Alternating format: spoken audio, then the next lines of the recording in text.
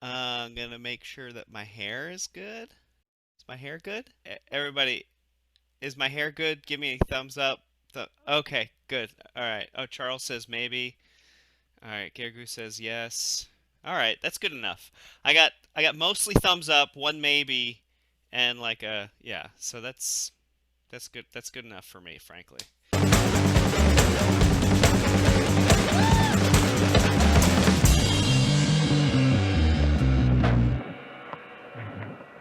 Yo!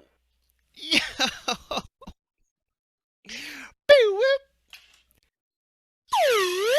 It's the Dave Brenn Show. Hello, friends. Welcome to the show. This is episode 2 of season 2.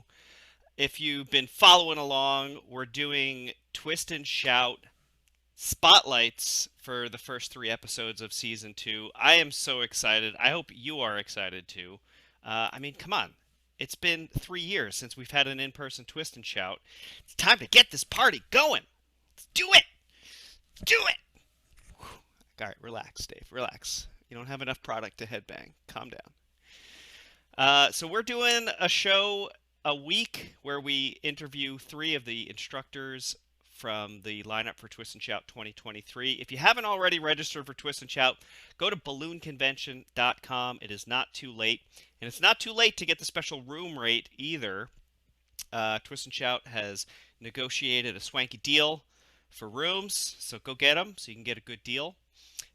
You'll see me there. You're going to see all our friends there. You're going to see a lot of the folks that are here in our live Zoom gallery right here. Let's see it, live Zoom gallery. Ow, ow.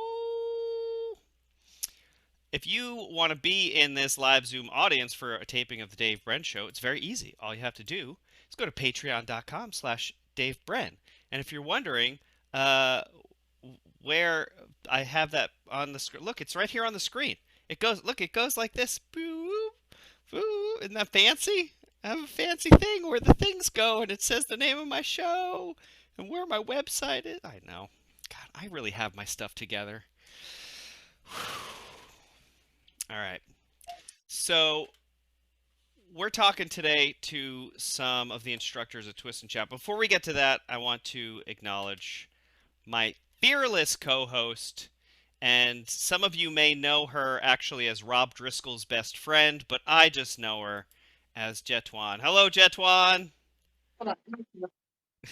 Hello. Hey, What's up, sucker? Jetwan, you are coming to us live from Florida Super Jam. Well, the world traveler over here. I mean, I'm Don't ask me about my lift. Yeah. Oh, I read on Facebook that you had a stank ass lift. What's the deal with that? I'm pretty sure I now understand what they mean when you smell a dead body, you'll know it. Because I'm pretty sure that's what was in my lift car. Gross. Yeah. It was so stank. Wow. And then he had the nerve to pretend he didn't smell it. Oh, really? I had noticed. Thank you for That's because you just pointed out that poor guy's BO. Of course he doesn't smell it. It was so stank. Oh, I'm sorry to hear that, pal. But you're there with all of your balloonies at Florida Super Jam. Are you having a good time? I am having a great time. And would you like to see the surprise? Oh, wait, we get to see the surprise? Yeah. Is this the surprise we were talking about last week? Yes.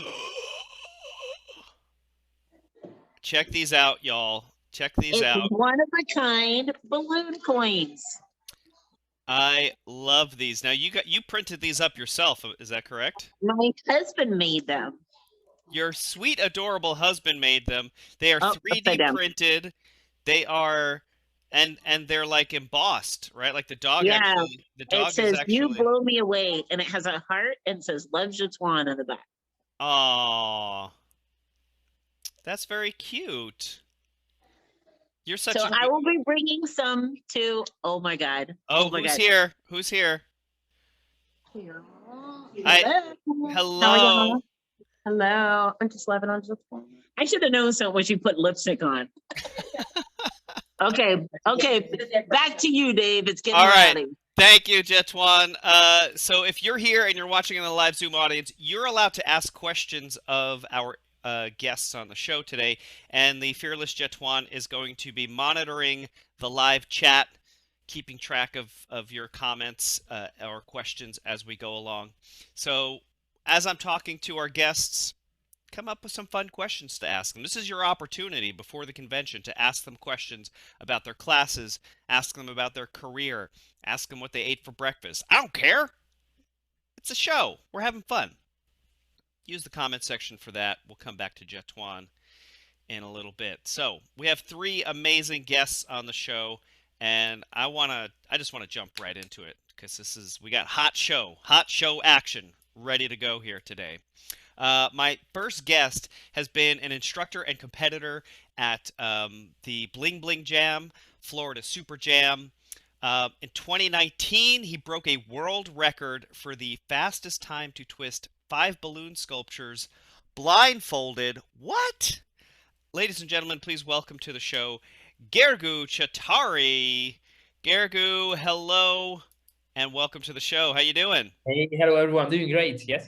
Hey, thank you for the really great introduction. Yeah, well, thank you for being here. Did I do a even passable job pronouncing your name?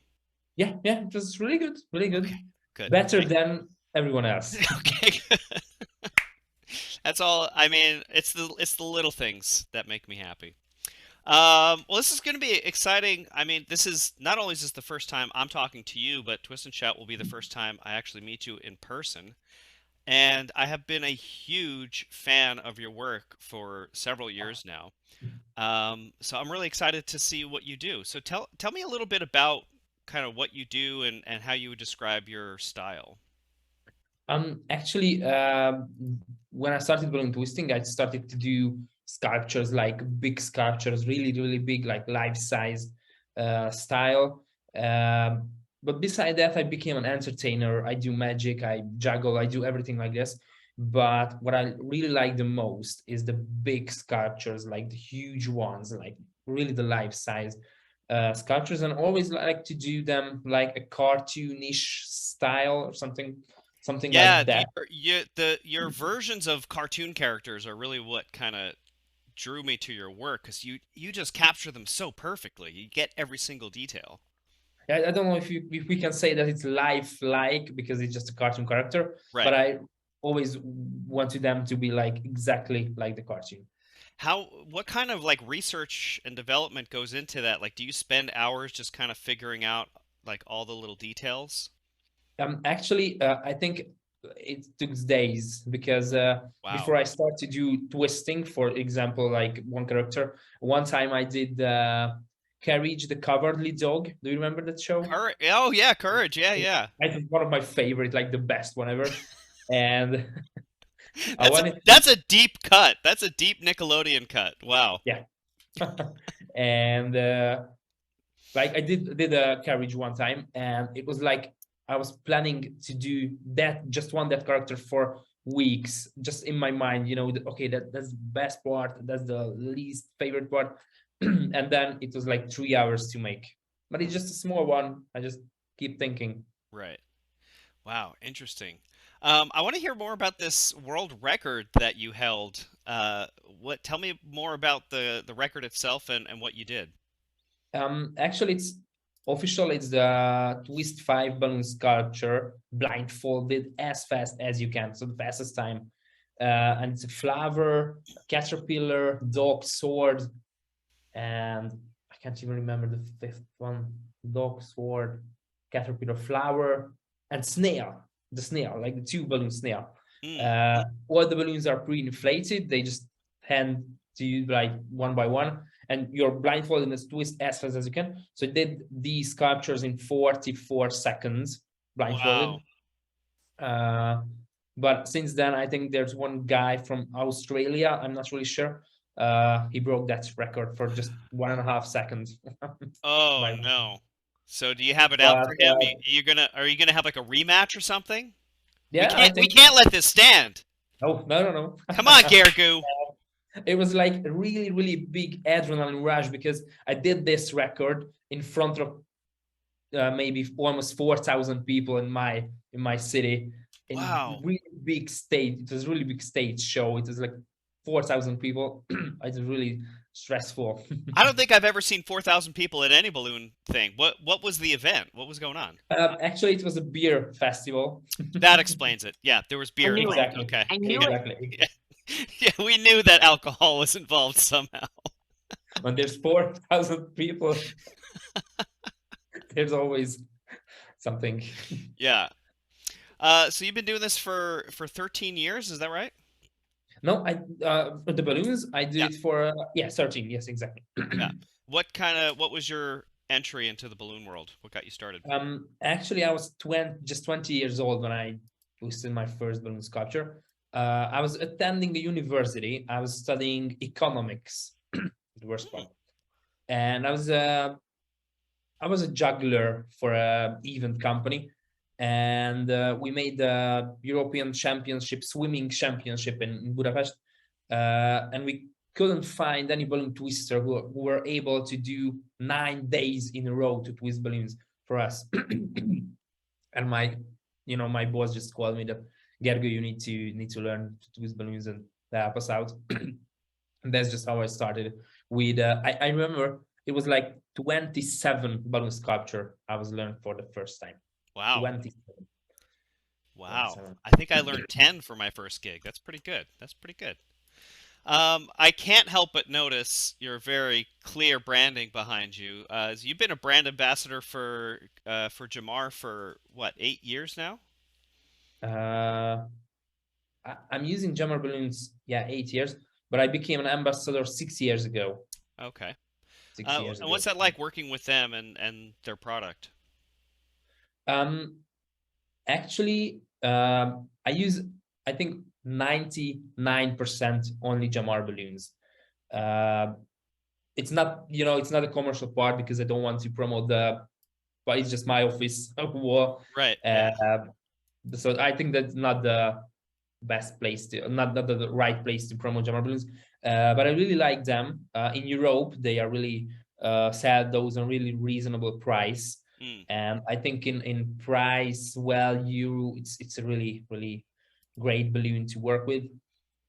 So yeah, Yeah. I Yeah, use them for, they're just now kind of getting a foothold in the States. I know there's a couple of exactly. distributorships. I've started using some of their products last year. They're pretty good. So, Yeah. and for my opinion, the more manufacturers that we have available to us as artists, the better. So, But in Europe, they are like 110 years old, so it's like a really old company. yeah, they've been around for a long time.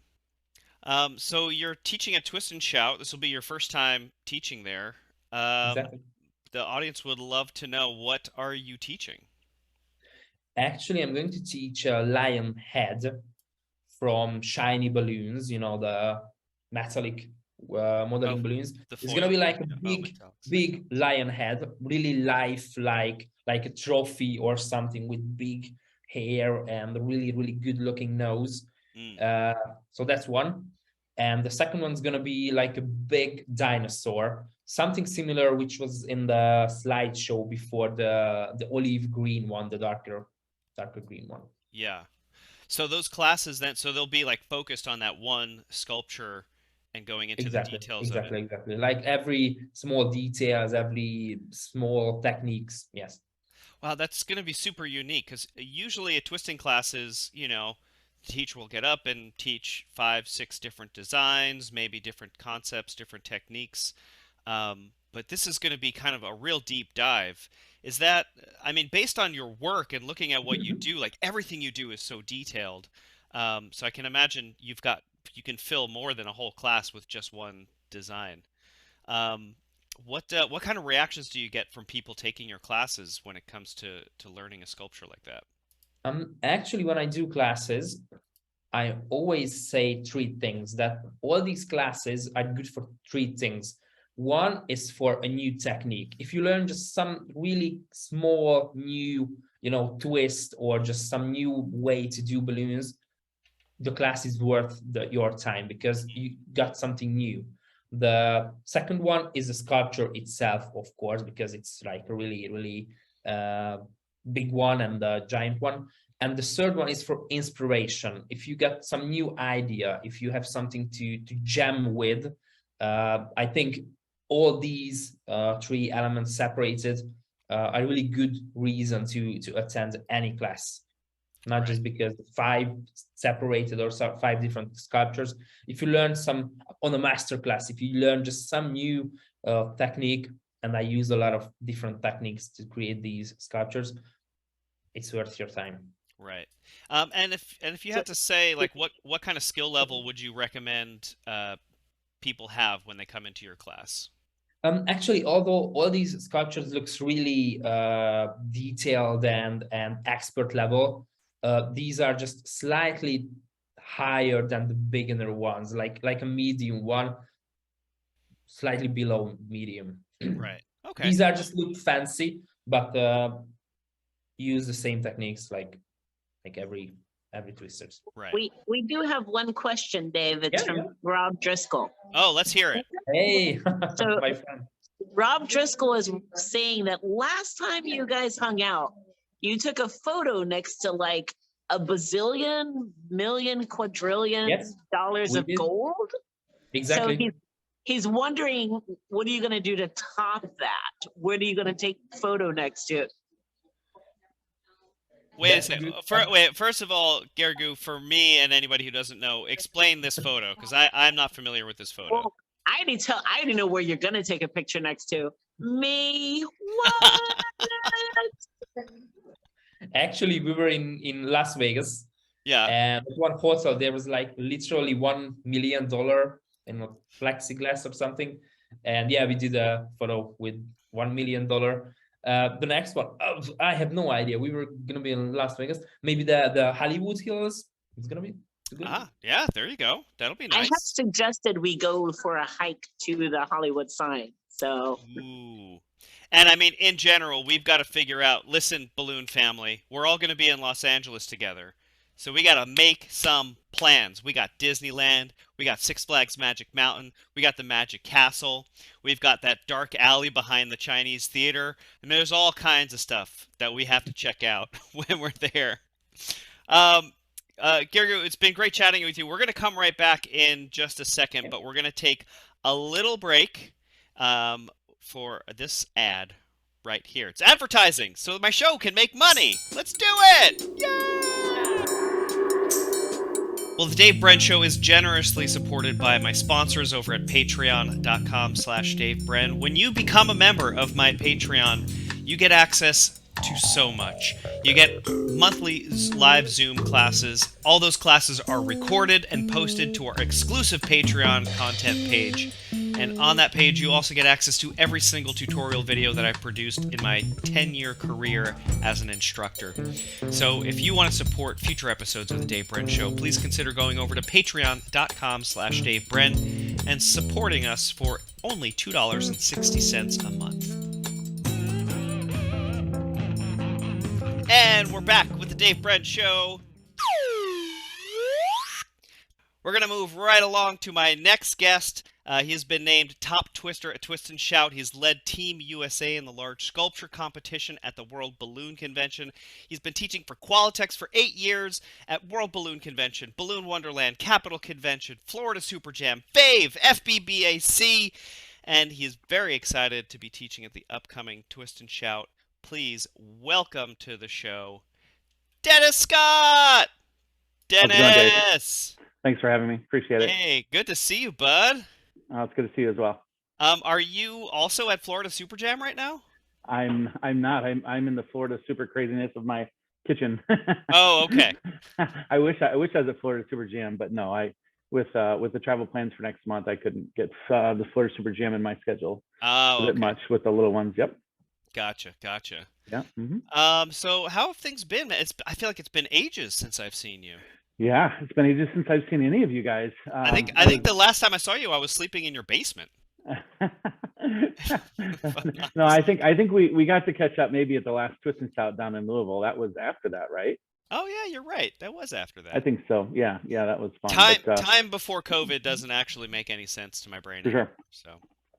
Sure, I agree completely. That was a fun night though, having you guys over for the night. That was You guys got to see the I think it stood out when you were like, Dennis, you live in a real house, and you I know you had like a real adult person house. It was freaking me out. Yeah, yeah, it was nuts. You got to see the my workspace for my balloon studio. Yeah, we were very jealous. Yeah, Yeah, like fun space. your basement was the size of my apartment. Yeah, and honestly, my house is not even really that big. So. Yeah. Well. But I'd be excited to get back and hang out with you. I miss you. Miss all my balloon family friends. Can't wait to see everyone again. Yeah, man. You know, super excited. So it's gonna be so much fun.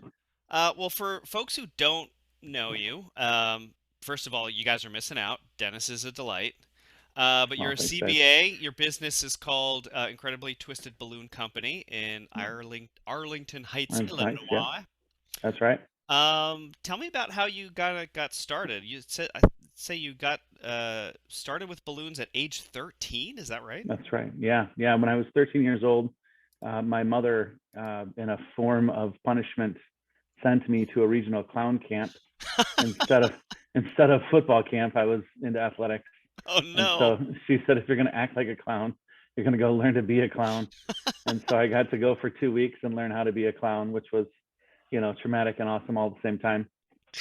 That's the weirdest punishment For sure. I've definitely heard. the most creative. And Yeah. you know, and it's funny because you know, I didn't like the clown aspect of it, and I do clown every so often. Yeah. I have a couple of clients that do ask me to go and clown, and my clown is very non-clowny. It's very more classy with a tuxedo and just, you know, really minimalistic from a makeup standpoint. But yeah, I didn't really like the clown stuff, but I felt this odd attraction to the latex and the balloon manipulation. I loved making balloon animals. That was like really cool. And you know, the hardest part about the whole experience at the age of 13 was that we didn't have pumps. You know, the only way we can inflate balloons was by mouth. And as anybody who's ever inflated a 260 or a 160 or a 350 by mouth knows, it's a very difficult thing. And so I mastered the art of inflating balloons at the age of 13 because that was the only way I could do it was by mouth. So that was, you know, the hardest part of the part of the whole thing. Yeah. Yeah, that's definitely a rough transition for anybody. Yeah. I remember the first time I learned with a pump, but the first time I inflated balloons by mouth was at a gig where my pump broke and I had to figure it out on the fly. It was terrifying. Kids running around trying to kick me in the shins while I'm trying to blow up balloons. I feel like we forget, or you guys, since you've been doing it longer, how hard it really is for someone who has no idea. Because I remember trying this balloon thing, and I got a balloon and I thought, okay, I'll just blow it up like a regular balloon. And I'm like, just spitting all over, and I couldn't breathe, and I had no idea it was that hard. Yeah. Never. So when people ask now, I'm like, okay, they have no idea. People don't know. My favorite thing to do is when you get that one dad at a party who thinks they're hot stuff, and they're like, "Why aren't you blowing it up my mouth?" And I just hand them one and say, "Here, you try. You try, little boy. How'd that go? You feeling good about yourself now?" Yeah, thought so. Yeah, that's the comeback in every restaurant when you're performing tableside, and the dad says, "Oh, you're cheating if you're using a pump." And even when I was restaurant performing up until my children were born about 8 years ago, I still mouth inflated exclusively in restaurants as well. So it wasn't really until the pandemic happened that there was a bit more scrutiny on putting your mouth on things that go in other children's hands. So after the pandemic, I kind of feel like I'm being a bit more responsible in using an actual inflator or a tool or something when I'm live performing. That's kind of important. So yeah, absolutely. Yep. So some of the work that you do that impresses me the most is like kind of your large scale stuff, and you led the team. You led Team USA at WBC, which I think you're one of 2 instructors on the Twist and Shout lineup this year that has been a team leader for Team USA at WBC, which is a big deal for the large balloon. Like, what goes into, because I've only ever competed as a twister like myself, making my own sculptures. What goes into being a team leader? And also, part 2 of that question is, tell us about the sculpture that you did at WBC. Oh, sure. So the first part about going into a team leader is you basically have to, you just have to commit to the sculpture and the time, and even more than committing to the sculpture, you have to find the right people to work with on something of that scale and magnitude, because doing something of that size at the World Balloon Convention, which hopefully we'll get back to it at someday, but I don't see it happening anytime soon. But if there's ever an opportunity to build something that large, you need to have the right people, the right team members. You need to have the ability to delegate and to plan accordingly, to have different people that are responsible in charge of different aspects of the sculpture. Fortunately, regarding that sculpture from I believe that was 2014, WBC in 2014, was I had an incredible team of lead designers.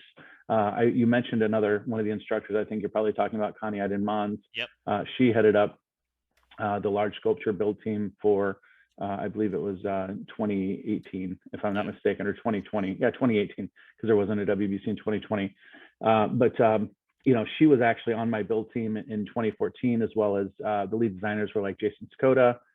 We had Dylan Jelinas, Dustin Query, Jack Madsen was one of my lead designers. I had just some incredibly talented individuals. That is a power team right there. For sure. Yeah. Wow. Yeah. And what was interesting about it was that people told me that, an American team would never be able to compete, really, because, what's really weird about WBC is they put one name on the sculpture, and I don't feel any one name should be on a large sculpture like that. When you have, my team had over 20 artists that were, committed to the design. But they say one name's on the sculpture. Therefore, in the United States, it's very hard to find that many people willing to work towards, propping one person up. And it wasn't that way with us. All of us were young and excited and wanting to put our timestamp on the balloon industry. So, having Jason and Dylan Jelinas, who, it's just one of the most amazing young talents, Jack Madsen, Connie, just that experience and that, that team was just, it was just amazing. So, yeah. Dylan Jelinas and Jack Madsen, if I'm not mistaken, have both kind of stepped away from the balloon world, which to me is was just a stab in the heart. Like, no, you guys are so good. Like, come back to us. That's right. Jack hasn't really completely stepped away. I taught at FAVE this past November, and Jack attended as an attendee. Oh, cool. And I think he's planning on going to Twist and Shout as well. So he better. He better. It's in his hometown. If he's not there, we're gonna drive down to his radiator business and give him a piece of my mind. Yeah. So what sculpture did you guys make that year?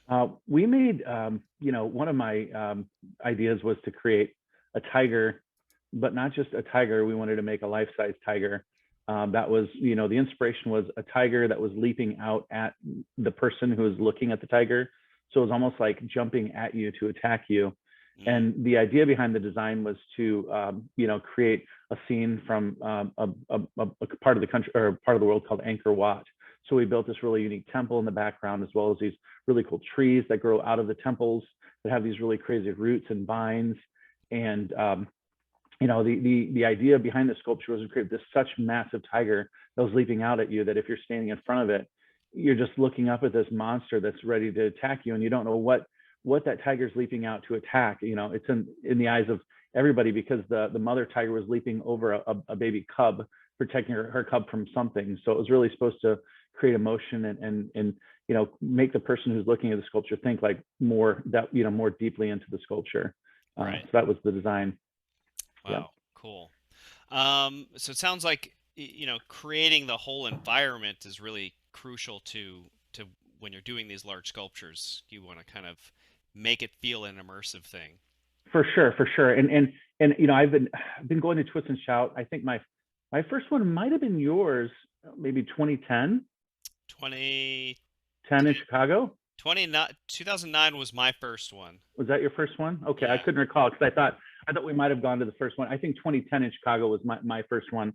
Yeah. But when I started competing in large sculptures at whether it's Twist and Shout or at the World Balloon Convention, I always try and create more of a dimension and depth to every sculpture by creating sound that goes along with it, smells, lighting.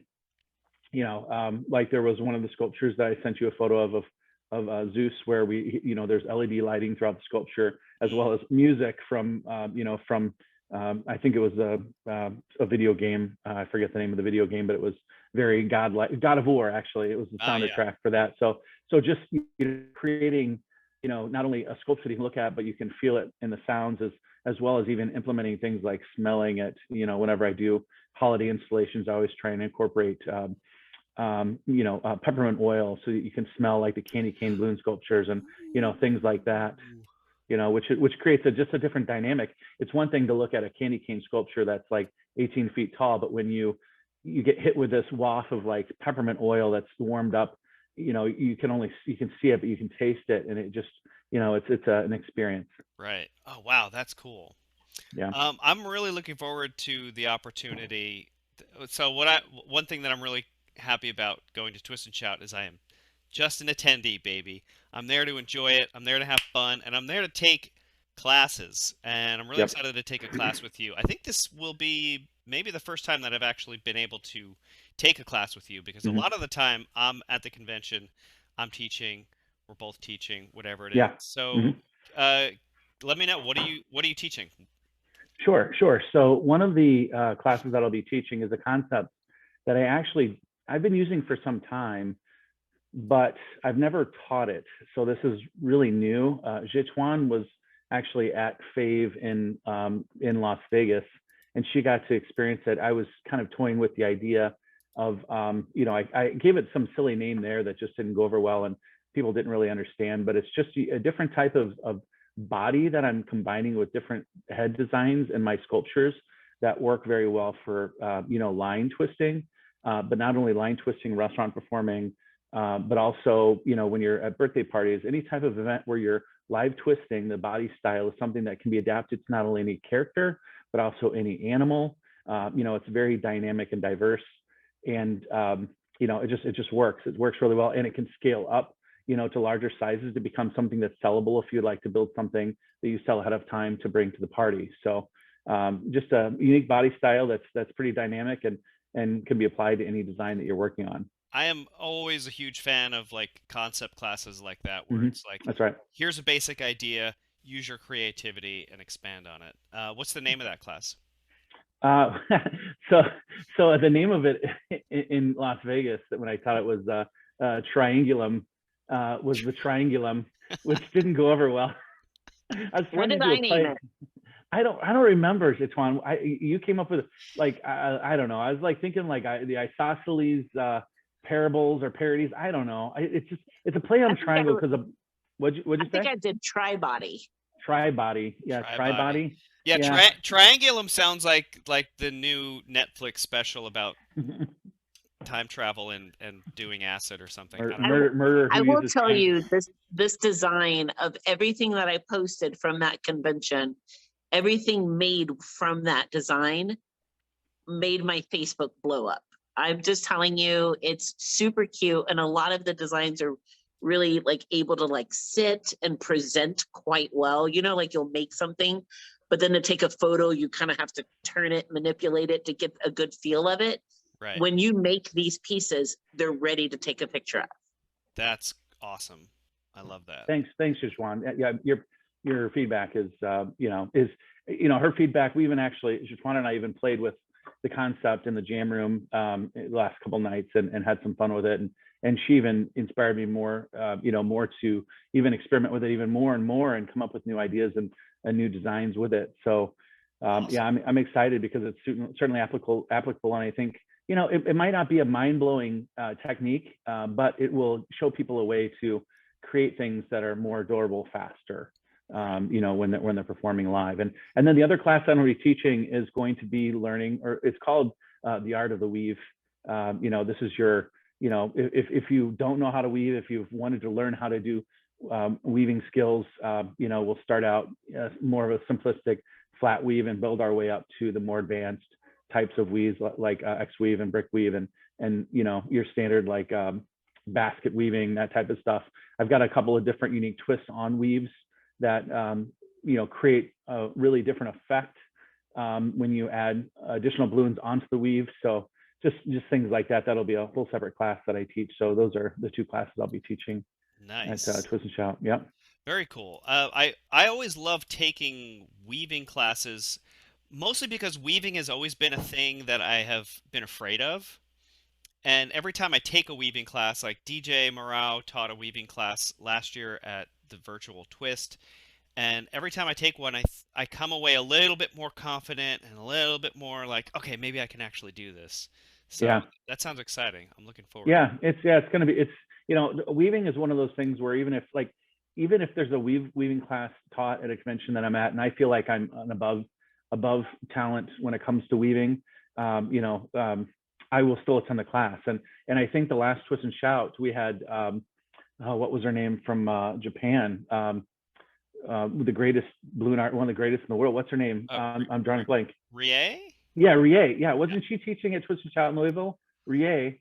Yes, I think she was there. Yeah, she was there, and she was teaching a weaving class. And I walk in, and there's Colin Miles, Yeah. who's like one of the best weaving artists in the world.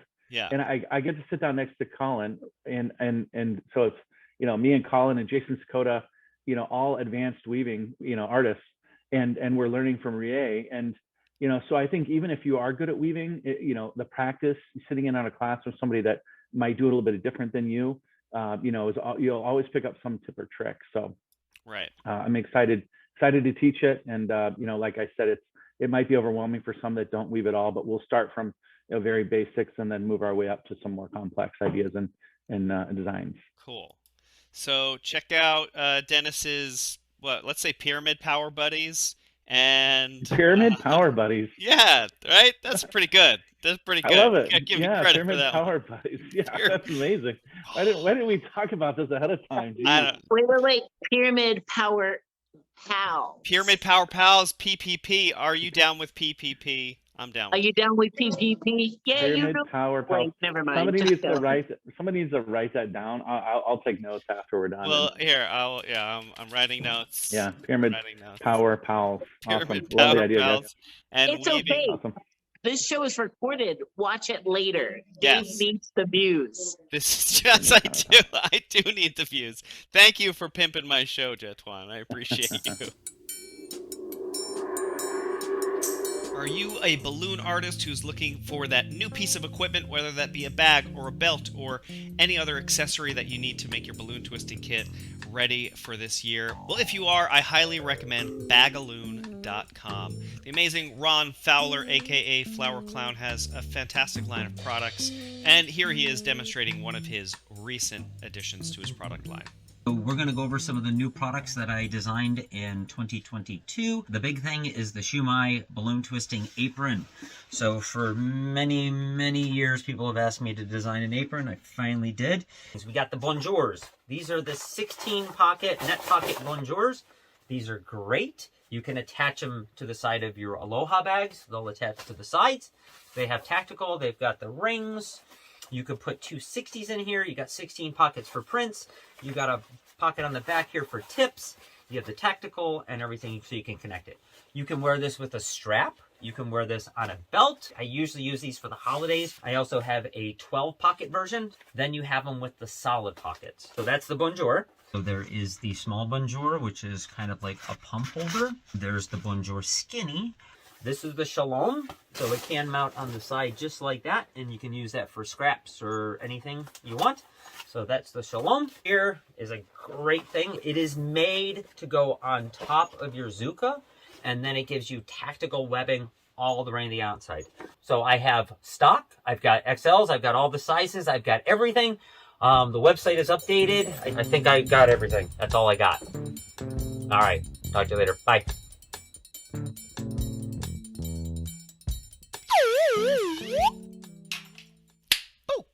Our next guest has traveled around the world. He's been to over 35 countries making balloon hats for people for free and photographing them, printed in his newly released book. In 2011, he starred in the TLC reality show The Unpoppables. He gave a TED Talk at TEDx titled Balloon Art and the Mysterious Nature of Joy, and his current obsession is playing the balloon bass with his band Unpoppable. Welcome to the show, Addi Somekh. Hey, what's up, Addi? Oh no, you're muted. Sorry, Oh, no. unprofessional. Okay, I'm ready. What's up, man? I'm feeling pretty good. It's good to see you. It's good to see you too. It's been forever. I think I haven't really seen you since I crashed in your house after my divorce for a year. Well, we really spent a lot of quality time at that point together, but I do remember we hung out in your backyard in Kansas City one afternoon. Oh, that's right, because you But came. I was in town for a couple of days, and I think we just hung out for like an hour or something. Yeah, yeah. So That was the time I spent in your house. I call that my monk phase. It was like right after the breakup. I was feeling kind of down, and you gave me a place to sleep, and I am forever indebted to you for that. well, unlike most people, when someone tells me they're getting divorced, I congratulate them. No, Yes. seriously, because when you're getting Yeah. married, it's like, okay, that's not complicated. You know, I mean, it's not Yeah. even, it might be a really bad idea, but anybody can get married, you know? Right. But if you're getting divorced, there's a reason you're getting divorced. And Right. in most cases, especially my case, but I think most cases, it's you're reborn.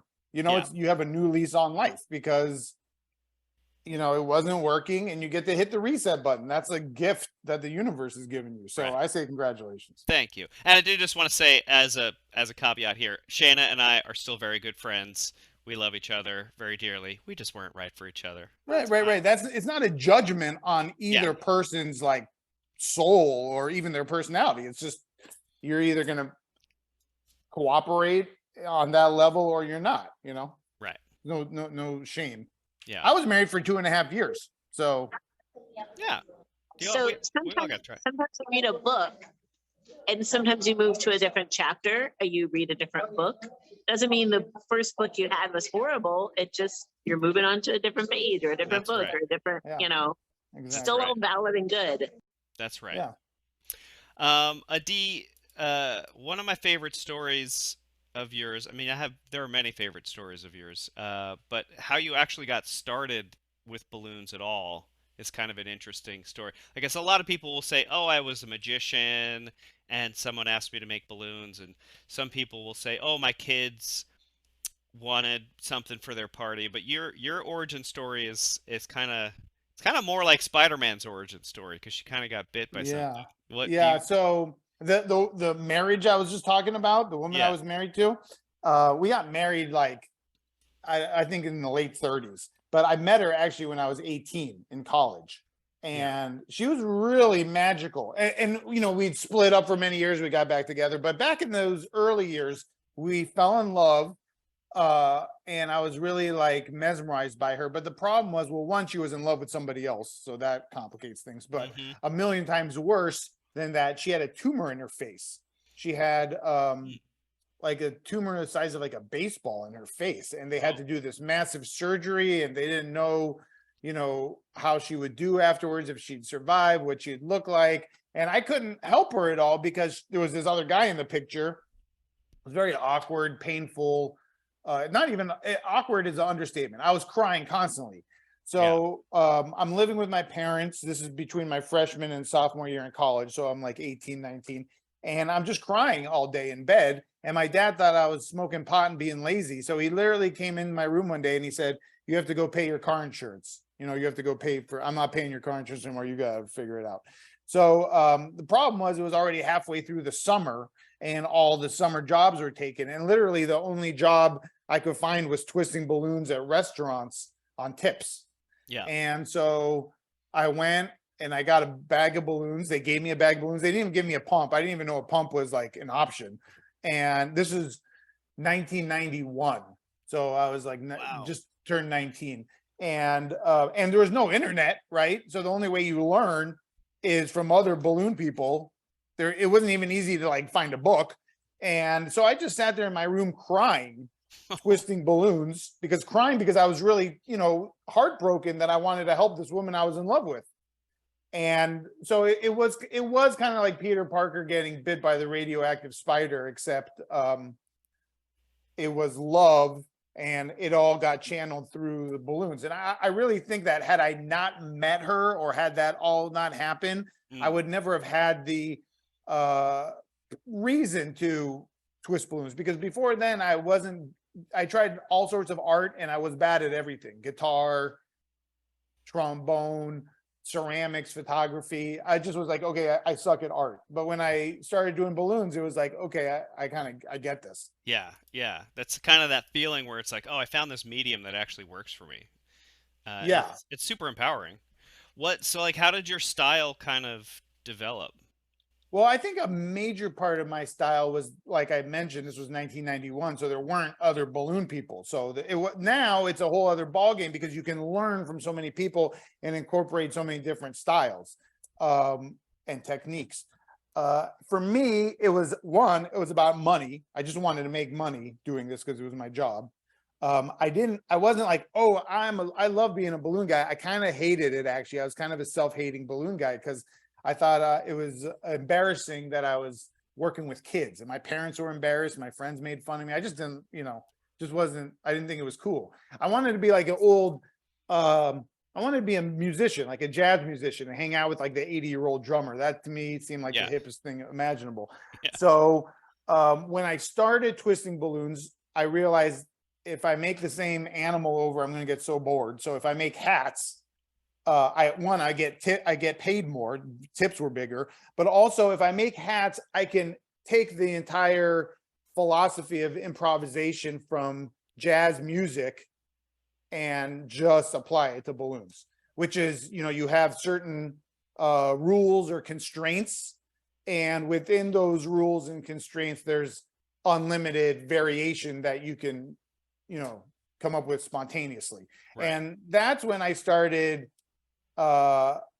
actually, if I can say this, I started getting horny about balloons once I realized that oh, you can really improvise. You can experience there's the whole magic. There's whole Facebook groups for people getting horny about balloons, but right. I'm sorry. I didn't. I really didn't mean it like that.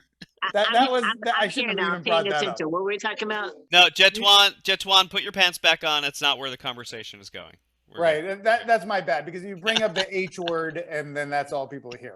So I got really excited about balloons when I realized that you could have spontaneous magic. Yeah. And when I mean magic, I mean like, wow, where'd that idea come from? I have no idea. Right. That to me felt like it seemed like the thrill that people talk about when they're surfing or skiing a crazy mountain, where there's just like, you're just in the moment. And to me, that was the most alluring thing, and getting paid. Yeah. I mean, obviously the money is, you can't beat that. Right. But I wasn't doing it for free. Right. I mean, it wasn't a hobby. Right. But within the job, I realized I actually like found myself. Yeah. But then that did lead to something that was kind of for free, but also kind of part of a mission of yours. How did this whole like balloon tour around the world project get started? Tell us a little bit about that. Okay, so I went to UC Santa Cruz, and I graduated from there, and then I went to grad school in New York. I was studying organizational development. I thought I'd be like a therapist for companies, and I studied cooperation and competition and the small group setting. And then as I was graduating, I met this photographer named Charlie Eckert, who was born and raised in New York. And he saw my balloon hats and I saw his photos. And keep in mind, this is 1994, 95. So this is before digital cameras, right? This is film and really before, the internet was a normal thing. So the only way to see someone's photos was to actually, go to a gallery or go to their house and look at their physical photos. So I went to Charlie's house. I saw his photos. They blew my mind. He saw my balloon hats and he realized there's something really unique here. And he just said to me one day, and we barely knew each other. We only met a couple times, but he said, it'd be really amazing to go around the world and make balloon hats for people and take photos of them. And when he said that, I literally heard a click in my head where it was almost, there was like a guy, like a sound effects guy in the closet that just hit the big click button when this idea emerged. And I was like, oh shit, we got to try it. We have, now that the idea is, been verbalized, we at least have to try it. We have no idea if it's going to work, but we got to try it. Yeah. And basically the idea was, when you turn on the television or the news, it's always, if it bleeds, it leads. Right. Now they call it angertainment, I think, because It's just, you know, rape and arson and bad news constantly. Right. And if you only take that in, you think the world's falling apart. But what Charlie and I were talking about was actually we're more similar as human beings now than we've ever been in the history of the world. It's just not entirely obvious because we're surrounded by bad news. So let's do a thing where we try to go make people laugh around the world, make them happy, and document it. And it was like our antidote to the horrific news cycle. That was what motivated us. So I had some bar mitzvah money that I never spent. So that was like, so at this point I was 25. So I had that money. And then Charlie's mom was a flight attendant. So we got free plane tickets. Oh, nice. And then after our first trip, so we went to 35 countries. We wound up going to 35 countries over 3 years, just me and Charlie. And we had like a backpack. I had like 60 pounds of balloons on my back, and Charlie had all his photography equipment. And after our first trip to Central America, our goal was to be like, all right, let's just do a 5-week trip, and we'll see if you and I, Charlie and I, actually get along as people. Right. If people like the balloons, and if people like the photos when we come back. That was our success criterion. If that worked, we'll continue. So it worked. It really worked. We got along. Everybody loved the balloons, and people really dug the photos when we came back. So we just kept going. And then we sent some pictures to Qualitex, and really, you know, fortunately for us, they helped us with balloons throughout the whole experience. Wow, too. That's great. So back then it was really our main cost was film and developing.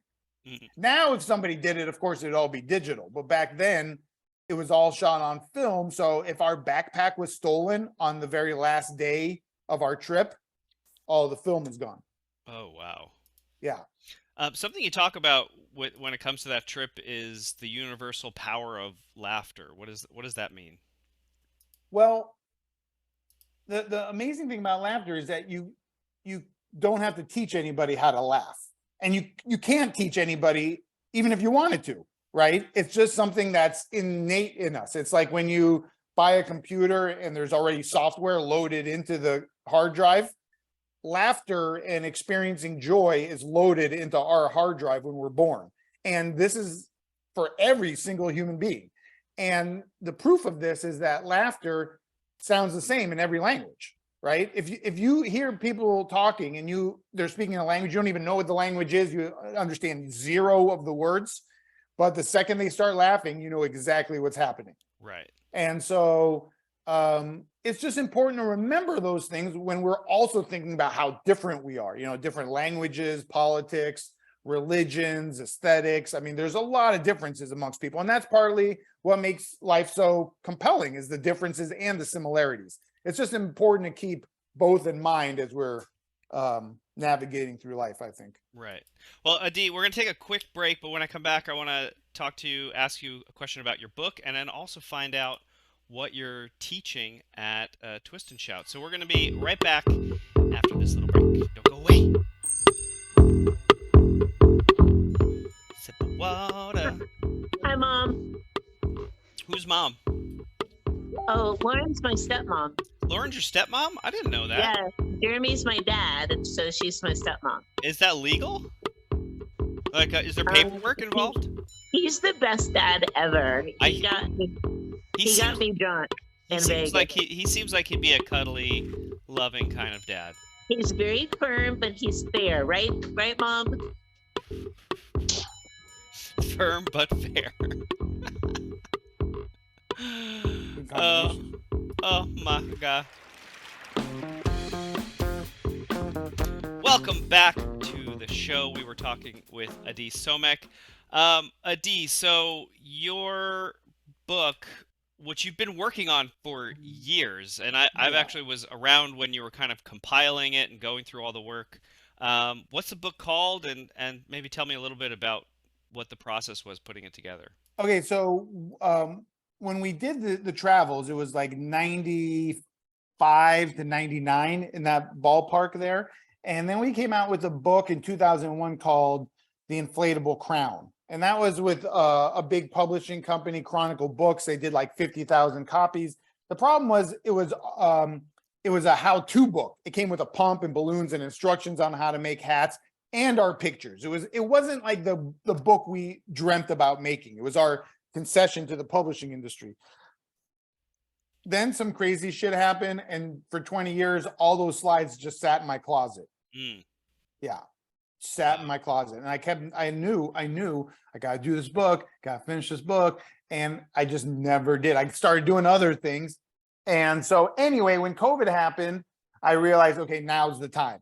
Now's the time for me to sit down, write everything, design it.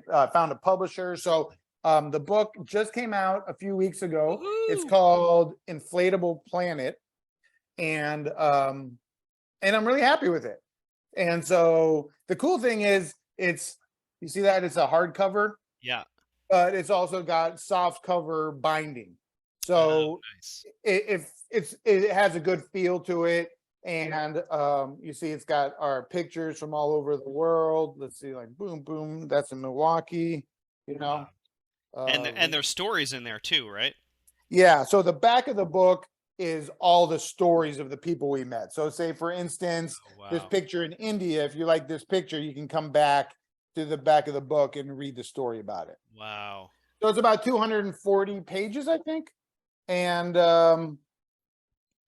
yeah, our goal, the reason we made this book and our hope is that when people are depressed, they can just pick up this book and just vibe out on the colors and the smiles and the people's energy around the world, and that's just really kind nice. of like find equilibrium.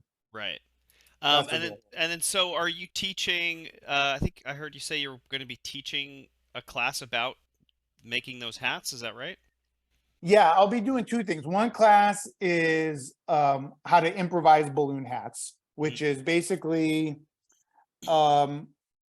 how to think like a musician. You know, when you hear a jazz musician improvise a solo, they know what they're doing and they don't know what they're doing at the same time, and that's where the magic is. But to get to that part where you're kind of breaking new ground, you really have to understand the fundamentals of what you're doing. So it's a very simple way of improvising balloon hats that is fast and looks really big and is not complicated. But it's just a different way of thinking about things. So that everyone's hands will get dirty. We'll make plenty of hats, but it's a lot of like theory and hopefully a different way of looking at things. Right. And then the other thing I'm doing is a slideshow of our pictures around the world and stories of people. Nice. Yeah, and I'm excited for that because usually when I give a slideshow, it's to normies, like normal humans. And so I just tell the stories of the people we met. But in this particular case, it'll be like geared for balloon nerds. So there'll be a lot of technical twisting talk about stuff. Right. Like, for instance, when we went to Africa, in Ghana, it was so hot, right? And their hair is so thick and black that when I'd put a balloon on their head, it would just pop. Oh, wow. Like standing on a hot sidewalk, Right. Or when we went to Mongolia, my lips froze. Oh, no. I couldn't inflate the balloons, and I didn't bring a pump because it never occurred to me to use a pump. Right. That's how ridiculous I was. I never even brought a pump with me until I was in Mongolia, and I was like, I can't feel my lips because it's like negative 10 degrees outside. Oh my God. So so there'll be like a lot of balloon stories like that. Cool. And then your other kind of obsession that you've been having lately, the last few years, is playing the balloon bass. Will we get to see you play the bass at any Yes, point? I'm really actually super excited for this. Yes. We're gonna do my band. I have a band called Unpoppable. So I play a bass made out of it's a round balloon and two 260s.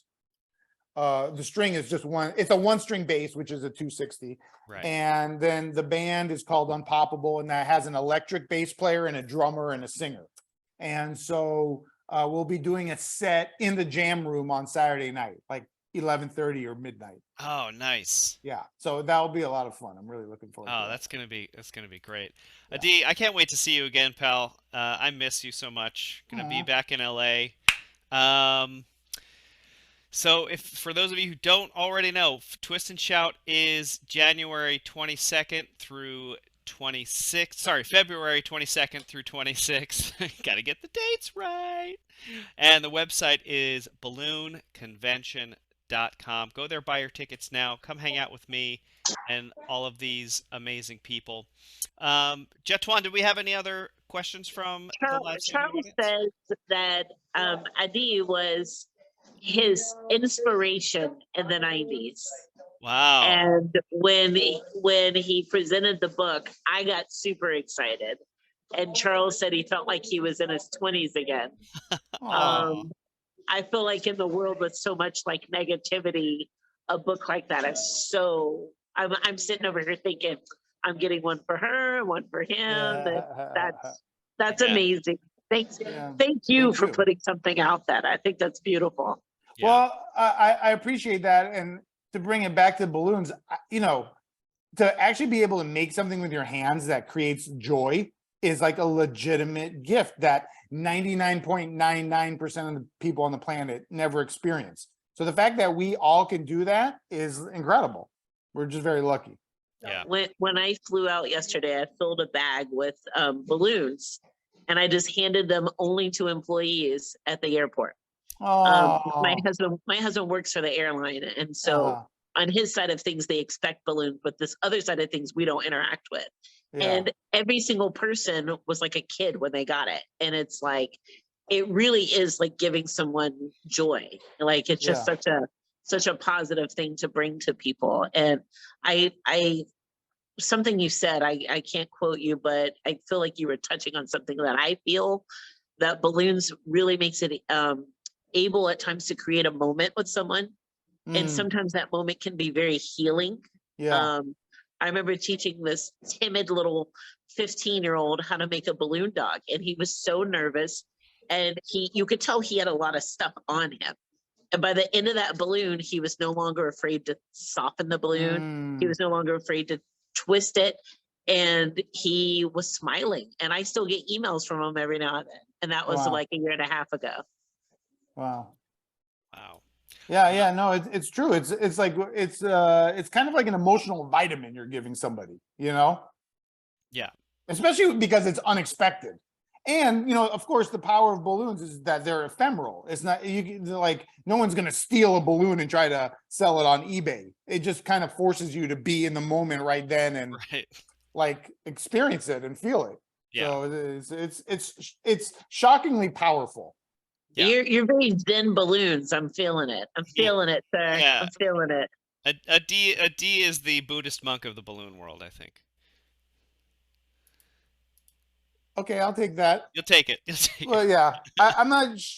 You know, someone told me once that I was the Andy Warhol of the balloon world, and I was like, no, just please compare me to like a good cabinet maker. Like Andy Warhol was a the guy was a marketing guy. He was like a fraud, but a good cabinet maker who was like, I'm going to make this thing look good and work.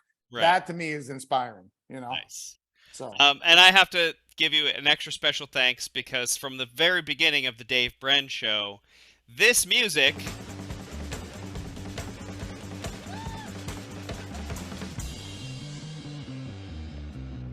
is from the Unpoppable Trio with Addi Somekh. So thank you so much for, first of all, for letting me use your music as the theme song for my show. Where can I find your music? Wait, don't go. If you're on Spotify, any of the streaming services, just look for Unpoppable. UNPOPABLE, Unpoppable. And our last album is called A Bag of Goodies, and I'm really happy with it. The most recent album is really good. Yeah. Awesome. Thanks so much, Addi, for being here. For the rest of the world out there, thank you so much for watching the show. If you want to support the show, go to patreon.com/Dave Brenn. Our theme music is by Addi Somekh and the Unpoppable Trio. My fearless co-host is Jetwan Whedon. My producer, of course, is my cat, Baby Shark the cat. I can't wait to see you guys at Twist and Shout. And we'll see you next time. Bye, everybody. Thanks for watching the show.